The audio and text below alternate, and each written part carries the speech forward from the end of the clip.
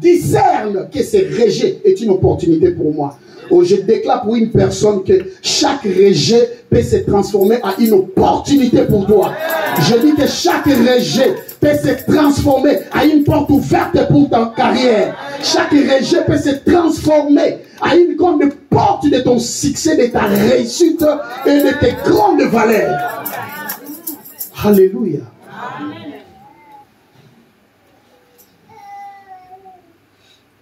Et bien-aimés dans le Seigneur, vous savez, la valeur d'une personne est toujours remarquable par son absence. Il y a des personnes, il faut les priver de ta présence.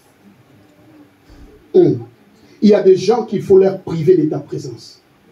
Lorsque tu comprends que dans ces milliers, je ne suis pas reconnu, je n'ai pas de valeur, prive ces milliers-là de ta présence. Lorsque tu comprends que cette personne ne comprend pas ce que moi je suis, si réellement il comprenait ce que je suis, il ne devrait pas se comporter de la sorte. Et mais comme il se comporte de la sorte, je dois lui priver de ma présence. Alléluia. Parce que, au fait, nous ne vivons pas pour dire oui à toutes les choses. Amen. Il y a des choses qu'il faut dire oui, il y a des choses qu'il faut dire non. C'est ça la reconnaissance de ta juste valeur. Je dis oui là où il faut dire oui. Je dis non là où il faut dire non.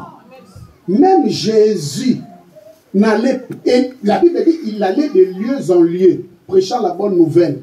Mais il n'allait pas de tout le lieu. Et lorsque Jésus remarquait que les gens pouvaient le bafouer, lui aussi faisait la même chose. Il est entré dans les temples. Vous bafouez les temples. Lui aussi, il fait quoi? Il réagit de la même sorte, de la même manière.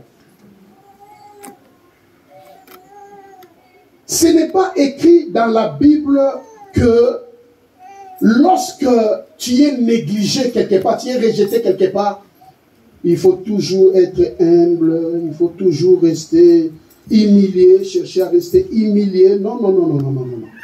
Alléluia. Ça, ce n'est pas ma Bible. Ça, ce n'est pas ma Bible. Alléluia. Alléluia. Ma Bible me dit que je dois reconnaître qui je suis.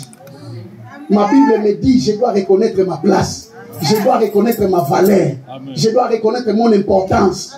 C'est pourquoi Jérémie s'est retiré. Plutôt Jephthé s'est retiré. Tu dois te retirer là où tu te sens rejeté.